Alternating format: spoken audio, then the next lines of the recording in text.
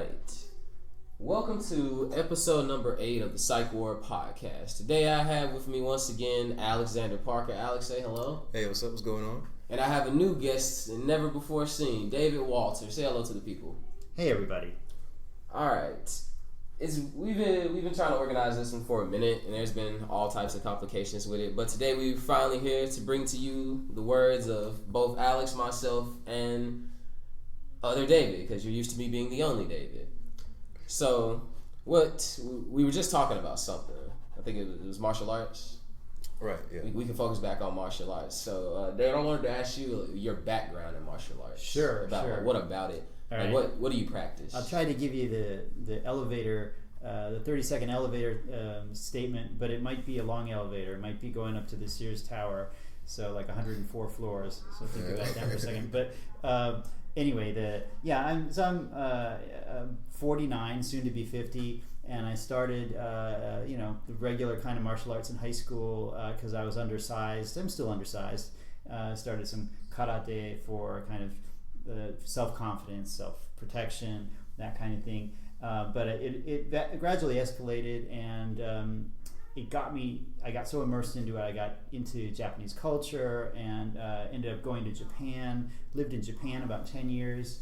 And then, and immediately when I went to Japan, I picked up I started learning from a whole bunch of senseis, so to speak. And some of it was purposeful. I was seeking them out, and other times I fell into it. So for example, I fell into Japanese swordsmanship. I had no plan on doing it. I went to take an Aikido class, and the Aikido instructor said, well, if you really want to know the soul of Japan, you need to do Japanese sword. And if you want to understand Aikido, you need to do Japanese sword. And I was like, I don't really want to. But so he forced me to do it, sort of. And he didn't exactly. I was eager to do anything. And then. So when you say the way of the sword, because if I'm correct, Aikido was developed as self-defense against swords. Yeah, that's probably the correct way to understand it. It was in the age where Aikido was. The original roots of Aikido are from Jiu-Jitsu, so Jiu-Jitsu being a lot older, and really there was no separation of the arts, like calling something karate or calling something judo, calling something Aikido. That didn't really happen until the 20th century. But back, when the samurai roamed, they kind of just knew it all, and it was all integrated, and they didn't have a name for it. It was just part of their, it was just like the military arts that they learned. And then when you entered the era of peace in the 1860s or 1870s in Japan, when they had the regime change, that's when kind of the samurai didn't really have a place anymore, and so some of them really just started to sell their martial arts to the highest bidder. So a lot of them would sell their arts to wealthy people that maybe needed a bodyguard or something like that, or wanted to learn something for their own self-defense. So in order to sell their arts, they would start to specialize in whatever they were most or they were best at.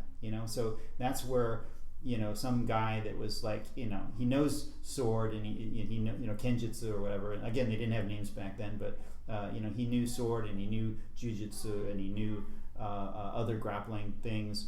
But he wasn't good at sword, maybe, so he just focused on the grappling arts, and so eventually his art would have his name on it, and be like whatever Takeda. He became a master. Yeah, his name was Takeda, and that was actually how Aikido sort of came about. Takeda was Takeda Sokaku was considered one of the founders of Aikido Jiu-Jitsu. So he focused on the Jiu-Jitsu, but of course he knew the sword as well. And then there were other people that focused on sword and kind of not on maybe the grappling arts. And then there were schools that really kind of kept it all, So that was a long intro. So I think, what was your question about? It was the explanation of what I had said, that was Aikido basically the way of self-defense against the blade, and you explained it more than what I was thinking of, because I understand it was the way you said is it was all taught to them, and it's really just their general martial art, or it was, I guess, military martial arts. Yeah. So it was, one old word, and I think they actually had different words for this stuff. So like all the words we're using now, or choosing to use, even the Japanese people when they're using these words, they're probably using the wrong words that were not what they said 200 years ago. But maybe kobudo is a modern word that the Japanese use to imply all those old arts. So ko meaning ancient, and budo meaning the way of the warrior, but it was like the old way of the warrior. And then if you Google budo, that's the kind of the generic way of the warrior in Japan, and that will bring up all kinds of things, but it'll bring up modern arts as well. So with going even further with Japan's art and their culture, what would you say the cultural mindset of Japan is? Cultural mindset. They are. That's a difficult question, and it's one I think about all the time, especially when I'm fighting with my wife, and I'm like, oh my God, how did I get here in this place, in this space? Or I'm having a moment with someone Japanese. So it's like they are definitely a group culture. So the typical explanation is that they live in a narrow or small country, and it's crowded, and they all have to live together, and they're obsessed with details, and they're obsessed with quality of life. And so what happens is, like, for everybody to live peacefully, they have to be respectful of each other. So that's where like all this mutual respect, mutual caring for each other comes about. But it has a dark side too. So you give up a lot of your personal freedom. There's a lot of fatism. They tend to think about that. Well, I can't do anything about my situation, because if I acted freely, like if I did what I really wanted to do in life, it would upset all these people around me. It would upset the balance. Right? So there has to be like a harmony, right? That has to be maintained. Yeah. You have to maintain the harmony. Okay. And so like it really it goes into their mind in insidious sort of ways. I mean, it's not it's not negative certainly all the time, but I tend to think about it usually when I'm struggling with something, and so they have certain words that I hate in Japanese that are like one is called gaman. Gaman means to put up with. That's the verb. The verb means to put up with, and usually it's like you're like, man, I hate my job, or I can't stand my my wife or kid, whatever. They're like gaman. They always use that in a sentence to mean you just suck it up and live with your situation. Wow. So Tolerate it. They have a phrase for it. Yeah, they have a phrase for it, and they have a similar one that's called gambaru. They both start with G, and it means like strive hard, do your best. But often they use it in the context of just suck it up and work, and so between those two words, like they use these two cultural words as this excuse for kind of being fatally stuck in your place, and you have to grind away at your office job that you hate because God forbid if society didn't have your contributions and you couldn't and they couldn't export all those Toyotas or whatever, so being a little sarcastic, but all that stuff comes from that closely knit society, that desire to be highly organized, everybody to kind of be successful. So like it has good sides too, there you go to Japan and you're like, oh my gosh, how are they so evolved? Like then you come back to the US and you're like, how are we so devolved? Like everything seems so chaotic after you spend a couple years in Japan. But it's a thing of everybody giving up a little bit of their personal freedom for the collective. For the collective, yeah. Okay. Yeah, and it's not terrible in the sense of like China does that sometimes too. They give up their personal freedoms for the collective, but sometimes that means working at a toxic job that you're making something with chemicals and they don't give you rubber gloves and you're like you die at age 25. Like you really in some countries like that, in China you might be like risking your life for the collective. The one child policy in China, or maybe I don't know if you're familiar with that. Yeah, somewhat. Yeah. So they would literally take pregnant women, and if they already had one kid, and they'd like kidnap them. Like if you had a child at home and you got pregnant with a second child, the police or whatever the equivalent of, it might not be the police, but some organization would kind of sweep you up in a van at some weird hour, and they'd force an abortion. So Japan is, so I'm going off topic a little bit, but Japan is not like that. They're all about harmony. And so it's certainly not at that toxic level, but it does have a dark side. So long explanation. Yeah, I guess it can be like limiting, Yes. So would you say, what do you think that comes from for Japan? Would you say, have they always been like that, or was that something, because I've heard a lot of things point towards saying that Japan experienced a lot of Western influence after World War II, and after the war that kind of brought a new shape and form to how they saw it. And I've never heard the perspective of the war from the Japanese perspective, even throughout looking through history. I've never seen it through the eyes of the Japanese people. Right. Well, what I was just saying, I'm kind of thinking about it, and I'm wondering if I should fix what I said. I think what I said might reflect more of the modern Japan. Mm-hmm. And so it may be, like you said, a product of the Western influence coming in, mixing in an unhealthy way with traditional Japanese culture. Mm-hmm. Because Japan had certainly a good side that was artistic. They had a connection to Zen Buddhism. Mm-hmm. They had that kind of poetic understanding of how life was, and it moved. I think it moved at a slower pace. And then when the West came in, that's when they got focused on production, industrialization, innovation, and rebuilding. Yeah, and they got to where they. Oh, and you know what? Like I think you hinted at World War II. Mm-hmm. So they were devastated in World War II. So when they had the opportunity to come forth from the ashes. And they got help from America. And they were very thankful of MacArthur, so they wanted to do what we do better than we do, and so in the 60s, the 50s and 60s, 70s, like they really pushed hard to be industrial and that goes back to that thing where there's all these people kind of slaving away at their jobs for the collective. But I think all that kind of was a mixture of Western and Japanese together.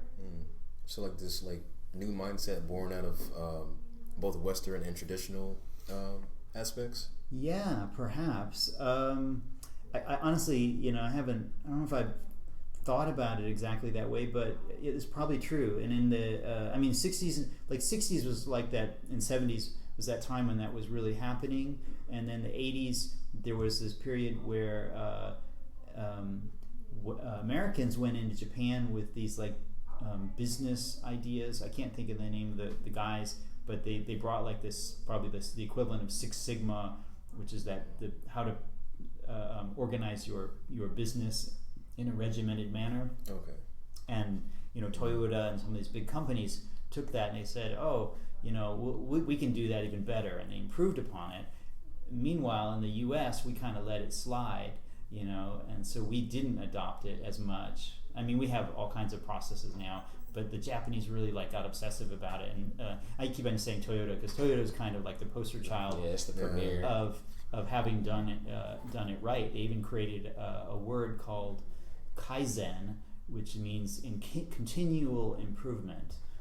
Maybe I don't know if they created the word, but it's a word they kind of adopted for their business. And so what it meant was anything that they created, first of all, they could continually improve it, but everything had to be justified.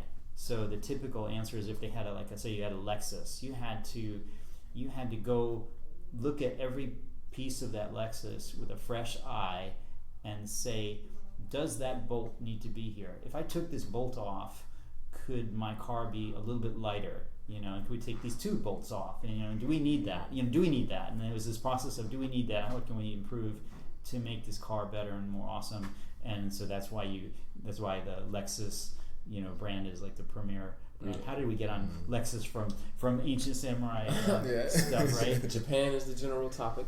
Yeah, exactly. So I guess back to you. Would you say that your time in Japan changed you for the better? Oh my gosh, yeah, definitely. I definitely became kind of unreversible. Like I couldn't go back to who I was before, probably. And you can say this, I think, about anything, but there's that common saying, I think, that like a mind expanded no longer can fit back into its original container, right? Okay. And I don't know if that's the exact phrase, but it's something like that. I know which one you're referring to. Yeah. It sounds so familiar. Yeah. And it's so true. When I left the U.S., I was like, and I can take this in a totally different direction too. This could be fun. But when I left the U.S., I was so disillusioned with the U.S. because I didn't fit. I didn't really fit the typical man. I'm like a small, petite little guy, and I didn't really have an interest in professional sports. So I didn't really have anything to talk about with I was in college and like everyone's going to see the college team, and I'd go see it, but it was like whatever, and I just never felt like it fit in, and I was like, man, there has to be something else in the world than this version of masculinity, and this version of femininity, like we have these set roles of what masculinity is and what femininity is, and if you like that and you fit into it, it's cool, but for all the people that don't, you feel out of place and you always feel like a misfit. And so I always felt like a misfit. And I went to Japan and I was like, oh my God, there's these guys, these some of them older gentlemen, doing martial arts, and they're kicking butt, and they are not just kicking butt, but they don't look muscular. They're small because all the Japanese people tend to be shorter stature, yet they're very masculine, and sometimes they have no body hair, so they just don't fit a Western idea of masculinity, but in their own way, very masculine, and so that was really helpful for me as like finding a different set of role models on the one hand, but also to see that like America is not the defining. It doesn't define everything in the world. Like we tend to think so egocentrically that America is everything, and you only have to go out of the country. Go to France, and they'll tell you how much America doesn't define the world. What they do or what they think. But so some of that was like I really enjoyed being in a totally different definition of what the universe is and what people are like and how men and women should interact with each other, and so you're seeing that now with like the non-binary movement, right? So everything that's going on through America. Right? Yeah. So the I can't get all the initials right, but the LG there's too many of them now. There's LGBTQ. It seems like there's one more. There's one more. I'm trying to remember. Really? There's one more? Yeah. After Q, there's what else? What would there be? I don't know if it was even an official thing or if they're just under the banner of the LGBT community. Yeah. It's not that one. I know. But if you look at that, I can't remember. Look at that idea of like we don't have to have these two binary choices, and we don't have to fit into these two roles. We can be, we can be the LGBT, but we could also be somewhere in between. We could be the Q. It could be like just not be any of those roles. And that's okay. And so that's slightly different from what I'm talking about. But I feel like that's what I found in Japan.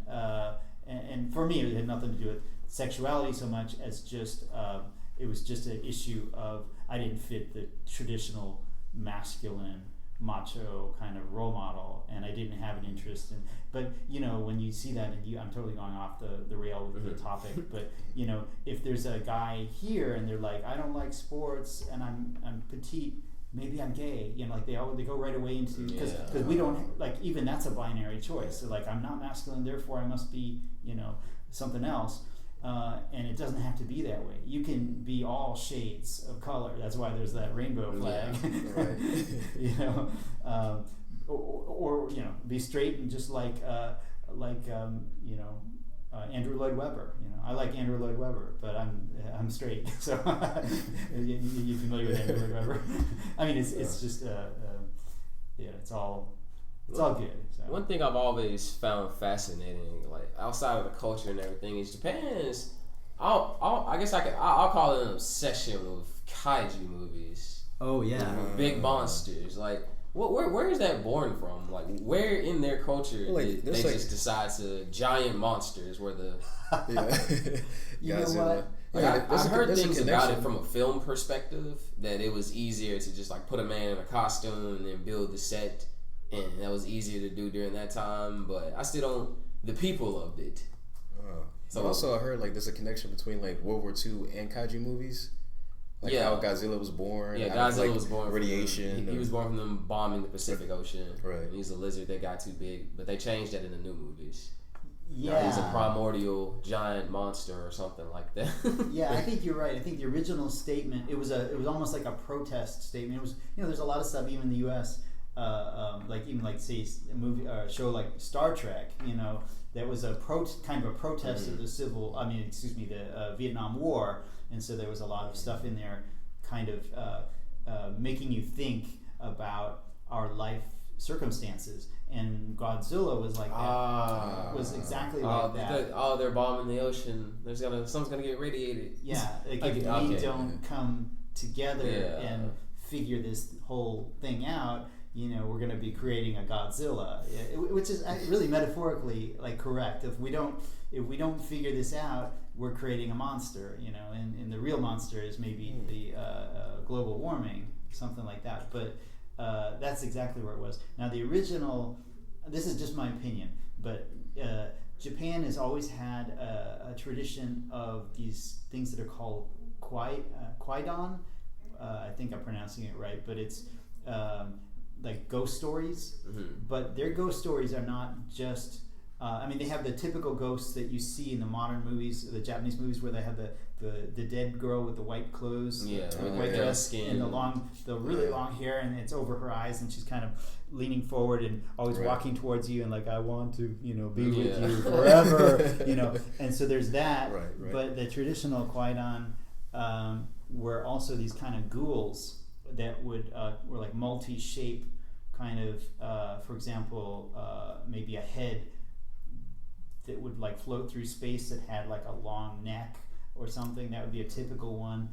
But there were probably like ones that were, maybe had the head of a human and the body of some creature, or reversed, So I think if you look at their traditional like stories of their ghouls or ghosts or whatever, you'll see kind of the hint of where those monsters from the 50s movies came from, right? And then of course the good guys were always like Ultraman, and this is kind of my era. It's before my era, but because that's like the 50s or 60s maybe.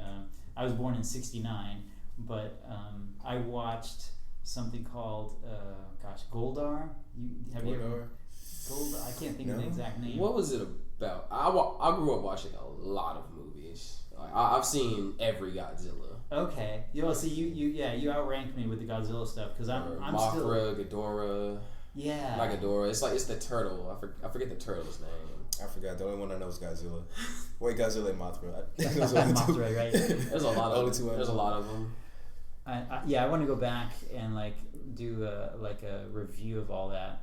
It seems like I'll bet you there's a whole class, like a college class on just the study of Godzilla or Japanese no doubt. movies. I totally believe it. Japanese film theory or something along those lines. Yeah, where you're required to kind of understand that. But so the ones I did watch Godzilla and Mothra, but for whatever reason, those didn't stick with me as much. I watched Ultraman, and I watched I can't think of the name of it, but the main characters were Goldar and Silvar, and they were these giant. It was like a giant family. And they were actually like early Transformers because they would transform into planes. Like they would become jet fighters, and then they would come back and become these like walking humans again. Okay. Were they like robots, cyborgs, or? I think they were supposed to be aliens, and the evil character that was like they were always fighting that was trying to take over the Earth was some character on Venus or some other place. If you look up Goldar and Silvar, it'll probably. Yeah, I was just looking for that. See if I can find a picture that jogs my memory. Oh, it's really cheesy. Silvar, and they've got. Oh, it's called the Space Giants. Okay. Yeah, it's called the Space Giants, and actually they've got your archetypical. Oh, I lost it. They've got the archetypical wise man. Like those. I have seen scenes of it, but I never actually watched it. But I definitely have seen scenes of this. Okay. I'm pretty sure it was just because we watched a lot of either rerun television, old movies, or whatever my mom grew up watching that she still had. So we watched a lot of like The Creature of the Black Lagoon, the original Black Dracula movies, the original Frankenstein. Cool. Okay. Well. I'm not versed in all of that, so that's it's absolutely totally cool. Here's a cheesy picture. I found one. There's two cheesy pictures. You can sort of. They're really cheesy. So so I forgot. I kind of lost my thought, but so I was raised on that, oddly enough. So I was in Chicago, born and raised in Chicago, but for whatever reason, when I was like 4, 5, 6, I was always watching this show, and it takes place, in Japan, and they had the typical things where they're, destroying, these giant people in costumes just destroying little trains and stuff like that. So I had images of Japan from like really young age. I think that's what happened. So that's the real reason why I went to Japan. Okay. But no, I don't know. I would almost say the same thing, but I haven't been to Japan. But I definitely went throughout my childhood having influences from Japanese culture. Yeah, same here. I can see, and you have your shirt. You have a Japanese shirt on. And as an American, I do not know what that means. It means. Actually, it's Chinese, but I can read it. It's almost the same as Japanese. Because they share like some characters, right? So, yeah, it means Happy New Year. Okay. So I like it. It's good. Yeah, it's good. So the monster, I don't know, the monster movies. Where do we go with that? Where do we take that? I know. Really, it was, I guess, the influence I could say that I got from Japanese culture, which was. There was typically a hero in it. Yeah. There was typically someone saves the day, or even at the end of a Godzilla movie, they figure it out, or we do this to beat Godzilla, or Mothra helps us beat Godzilla.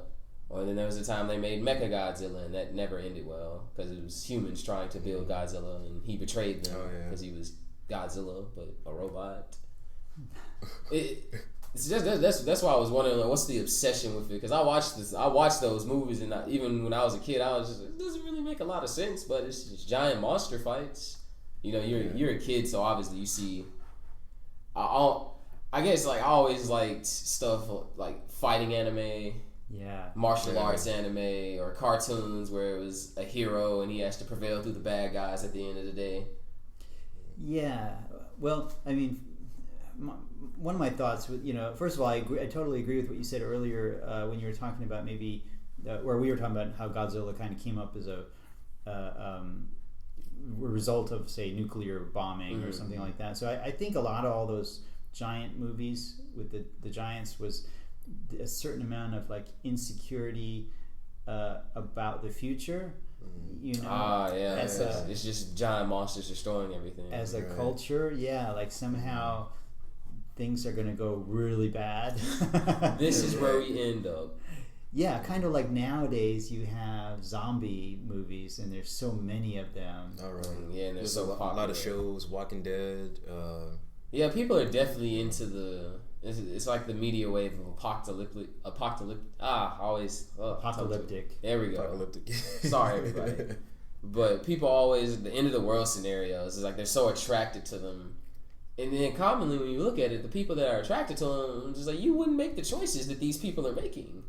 They're eating bugs and anything they can come across. Animals, dogs. Some people in the show even eat people. Right. That's a different. There's a lot behind eating people, but if it's a survival situation, that's a whole other world of do you do or do you not. So we are not in that world, so I can't really speak on it. I'll say that. Well, so maybe at some level, it betrays an insecurity that we have about the future.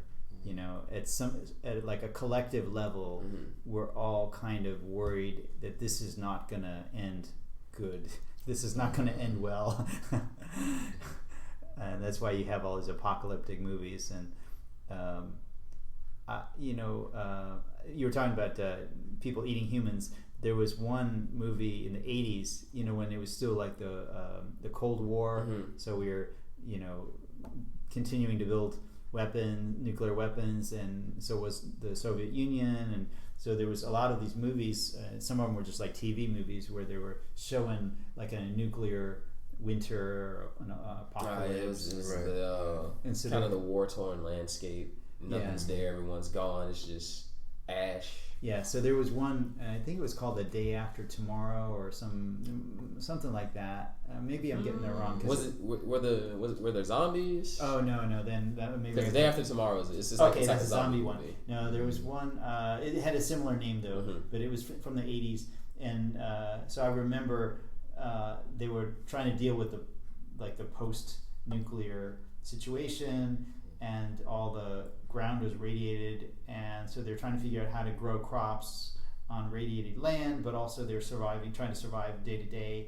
And so the one guy, it didn't end well. The one guy, like the father figure, actually got shot by some other clan, and they were just essentially capturing anybody they could and roasting them. So that was it was supposed to be kind of a doomsday movie, and so I was young at the time, and that had a real impact on me. So gosh, we have this whole bunch of really horrible movies, don't we? Like monsters, apocalyptic visions, and zombies too. I mean, I really think zombies is the new apocalyptic thing. Yeah, I feel like it's starting to die down a little bit. I think it's because people, for a little while, I'd say at least within the past 6 to 8 years, it's kind of seemed like every year there's some headline of a new type of virus or flu. Oh yeah. Because there's been Ebola, bird flu, swine flu. I think there was supposed to be a mass E. coli outbreak. Yeah. Then there were the people that ate the what was it, a marmot? Yeah, they ate like a liver of an animal. They ate a marmot liver, and they contracted what was like a new century version of the Black Plague, but you haven't heard anything about it since.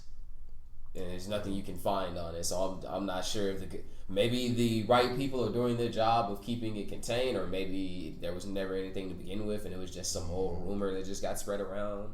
but it seems like every year there's just a growing number of mass health epidemics. Not just on, oh, we're all dying of this or we're dying of this. It's just there's a new uncontrollable disease that's out here and it's killing everyone. And then you wait for the results and it doesn't kill anyone or it's not broadcasted or reported. Yeah. Especially, you're right, and like even Ebola. I mean, I fed into that. I thought, oh my gosh, if Ebola gets out of that little contained area that is happening, and somebody brings it into a busy, takes it to Europe or something where it spreads, from city to city or explode. It's just gonna take over. Europe is terrible for diseases. They're just all there. They're all right there. Yeah. Wow. Exactly. But amazingly, Ebola hasn't caught on yet. I know there were actual cases of it in not South Africa, I think East Africa, but there's been nothing within the last couple of years, unless I'm uninformed on it. There's really just been nothing on it. Like Ebola's become a meme on the internet. Yeah, people. I wouldn't, because this is more of our generation's things, but did you ever watch Sonic the Hedgehog? No, I did not. Okay. But I know of it. And Sonic the Hedgehog, he has a friend named Knuckles, and Knuckles is a red Echinda, or Enkinda, I'm not sure how you pronounce that. It was like one of the Australian yeah, mammals. But the internet it just came from nowhere. It was like this weird proportion, really heavy set version of Knuckles, and it was Ugandan Knuckles. Right. Yeah. Because on a virtual reality chat for it was a Sonic game, they had met someone from Uganda, and he was giving them the stereotypical African accent. Oh, okay. And it started an entire wave on the internet, and because his popular phrase, he was like, "I'll spit on you, I'll give you Ebola," and then it exploded. The internet was just, it was Ugandan Knuckles and Ebola. And that was 2018. Oh, yeah. And since then, nothing. That's what, I guess, our generation was doing. Yeah, just making memes out of... There was nothing there. There was nothing backing it out. Because people were talking about Ebola coming back. And I was, where's it coming from? The only thing I'm seeing is a meme. Right. Of a furry character from a cartoon talking about Ebola and spitting on you for his queen. It didn't make any sense. Right. But apparently, I know, like, towards the end of it, they found the guy that actually apparently was the first one, and he actually was Ugandan. So they couldn't really... the original controversy of some guys being racist towards African people or people of Uganda wasn't true, because it was that, and it fell off after that. It dropped. No one ever brought it up again. Yeah. Funny. Well, you mentioned a second ago or a minute ago something about plague, and I remember I don't know how many years ago now, but it seems like 5 or 10, probably 10 years ago now, there was mention of a plague in the U.S. and like it happened, and it was on a really small scale, like. I want to say it was in Texas. Was it mad cow disease? No, but that's another one, right? Oh yeah, that's another one. I know that one was real. Apparently, it was honest to goodness plague apparently, and it was because of rats or something like that had infested a building, and they had to quarantine the building, and I don't know if anyone died from it, but you could probably look it up. And I think is it the CDC? I think they keep Center of Disease Control. Yeah, I think they. I think if you went to the CDC and then looked up plague, I think you would be surprised that there's been some actual real plagues in the U.S. It was just contained, but they contained it.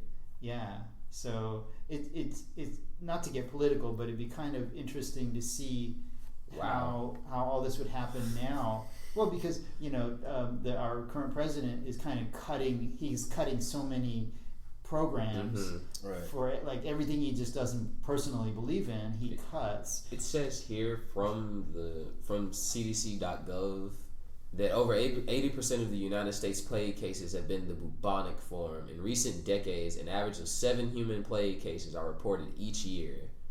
ranging from 1 to 17 cases, and plague has occurred in the U.S. of all ages from infants to 96, through 50% of cases occur in people from 12 to 45. Wow, that's scary. So, that's the CDC. Bubonic plague. It's been, the exact wording of that? Yeah. It's been bubonic. It's been the bubonic form. Yeah. It's been the bubonic form of plague. I heard about the thing with the zombie deer stuff. Yeah, I heard about that too. Yeah, that was a form, but it was apparently, I think it was something that would happen to them, and it didn't. It's not that it made them, zombies or aggressive. It just kind of destroyed their brains. Right. Well, isn't that kind of what they say that it can't transfer to humans and that it hasn't transferred to humans, and I haven't heard anything about it recently. So I don't know. I thought I heard something about a human getting it, but maybe that's just. But maybe that's just internet lore. It's hard to. I thought I read something about that recently, and because I like game meat. I'm not a hunter or anything like that, but I like the idea of kind of the natural, like the free range animals or whatever. If I'm going to eat something rather than this like industrially farmed animals. So like if someone had, especially because where we are, there's people that go hunting and they'll bring back deer and they'll have deer meat and they'll make deer sausage and stuff like that. And I know of somebody's probably given me some deer meat in the past. Deer meat is amazing. Yeah. As someone raised in the down country South, I've had a lot of deer meat, and it's top dollar. Okay. better than beef, in my opinion. Yeah, probably. I would think so. It definitely. It's like it's equivalent to, in my opinion, really. It's like the turkey of beef, if that makes sense. That doesn't sound as good. It's the texture of turkey, ground turkey. That's what it's like, the texture of. But the taste is so much better than beef. Wine. The beer of wine. That's not so good. Wait, yeah, I hear what you're saying. Yeah, it's the texture of it. It's just really it's really lean. Then you had bison meat too, right? Yeah, but that was store bought. True. Yeah. I'll occasionally have not as good. Store bought bison meat at Kroger. But what I really love, my favorite, but then again, I don't have the opportunity to get deer meat, so I can't say I've really tried the right stuff, but I eat a lot of lamb, and if I can find lamb, that's like my most favorite thing. But even that's kind of industrial farmed, stuff. So if you see one of those those shows where they're showing a slaughterhouse, it's just not right. It contributes to a lot of just what it takes to transport that many animals causes an adverse effect on the environment. Yeah, it contributes a lot. It contributes to a lot of other things. What do they call it? Industrial grade farming, industrial level farming of animals. It contributes to a lot of other problems. I think it affects because they've said it affects greenhouse gas emission. I believe that. Yeah, I might have that wrong there, but it contributes to the environmental effects that humans already kind of tax the planet with. Right. Because it's the industry of it. Well, it's because we're eating it at the level we're eating it. We're eating way too much, and there's too many people that are expecting it as part of their diet. I mean, you only have to go to like a Texas Roadhouse or someplace like that, and you just watch how many customers they have on an average night, and you go, oh my gosh, they're just to feed this one restaurant, right? They've got to have truckloads of meat, right? Entire freezer. Yeah. So and also like Chick-fil-A, they have they're known to have long lines to go into the street, Yeah. Super long lines at Chick-fil-A. Yeah, so that's it just can't be good at that level. Yeah. The Native Americans, they would say a prayer before they went hunting to, bring forth the animal that is ready to go. Yeah, because they hunted the sick and the weak ones, the ones at the back of the herd. I believe that was their classification. Yeah, it's the ones that, how you're saying, the ones that was ready to die. Right. or come, right. And Yeah, I don't know they whether presented themselves. I guess that's a better way to say it. right, maybe not the sick ones, but the ones that were ready to go, and you might not be able to tell looking at a herd which one is the one that's ready to go, but at the spirit level, the you say that prayer, and then all the herd starts running, and there'll be one that's like, I've heard it with buffalo especially, like there'll be one that's like, it'll just stand there, like it'll be like, I'm not moving. Like it knows it's time. Yeah, the one that just gave up. Yep, that's it, man. Yeah, I don't see why you guys are running. yeah, and it's like it's a spirit level contract, or I don't say contract, but it's an agreement. And so you make that kind of prayer, and then the right one comes forth that's ready to move on to the next world, and so that's the one you get. But it's not like this industrial food that we've got where you're pushing these animals through, and they're I don't know, it's cruelty, and I say that, of course, I'm very addicted to my meat, but I do get that we need to change. Yes, it needs to be reformed somehow. So it has to be done, but the thing is, we got to feed like a lot of people, so mass production seems to be the answer. What do you think about the impossible beef or impossible? I heard meat? it's linked to things. No, it's